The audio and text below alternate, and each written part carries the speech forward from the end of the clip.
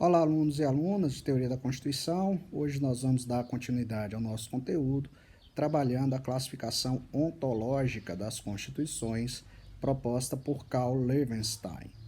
De acordo com Levenstein, a proposta dele pretendia analisar se as constituições, de fato, controlavam o exercício do poder. Porque, de acordo com ele, a ontologia, o ser da Constituição, a Constituição nasceu para o controle do exercício do poder. Então, a partir desse critério, se há uma correlação entre a Constituição e o exercício do poder político, Levenstein, então, propôs 3 espécies de Constituição: a Constituição normativa, a nominal e a semântica. De acordo com Levenstein, a Constituição normativa é aquela que regula completamente as formas de poder, o exercício do poder. Nesse sentido, a Constituição norte-americana seria um exemplo de Constituição normativa. Levenstein dará o exemplo, fará uma metáfora entre o corpo social e a Constituição como sendo uma roupa. Então, a Constituição normativa seria aquela em que a roupa se adequa completamente ao corpo social. Já no caso da Constituição nominal, seria aquela que, em parte, regula as relações de poder e, em parte, não regula essas relações.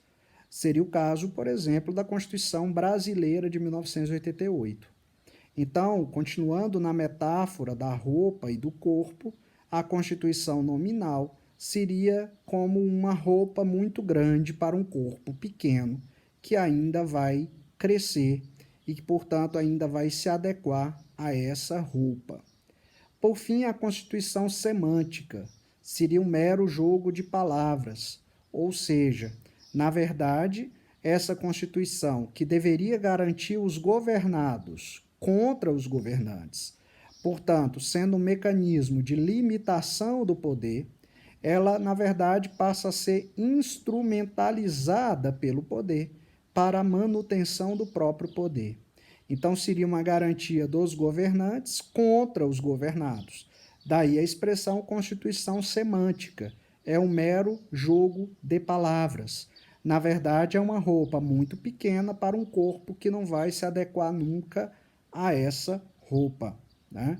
Embora essa classificação de Levenstein seja muito utilizada, ela é cheia de problemas, né? Pois continua a trabalhar ainda com aquela dicotomia entre ideal e real, separando, né, o ideal do real.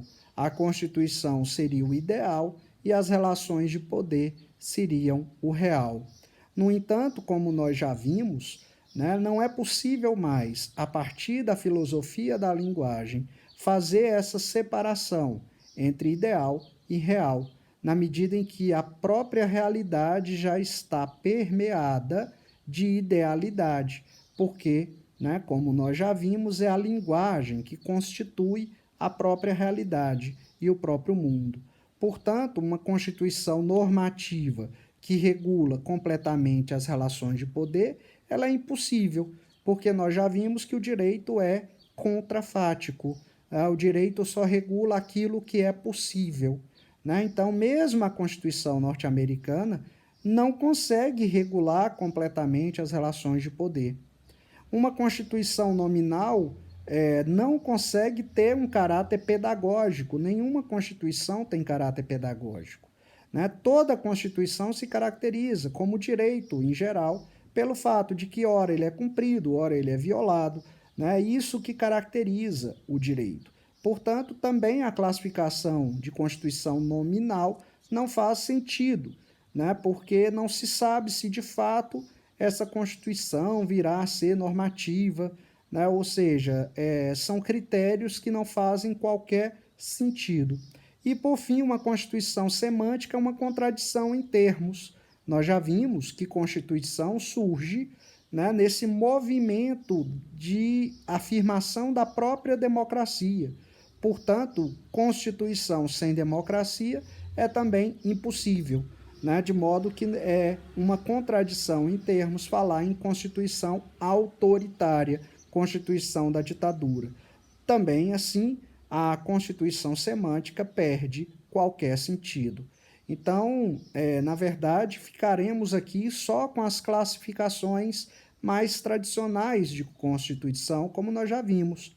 Constituição flexível, rígida, formal, material, semirrígida, como nós já trabalhamos ao longo do nosso conteúdo, na medida em que essa classificação ontológica das constituições não faz qualquer sentido, né, como nós já mostramos aqui.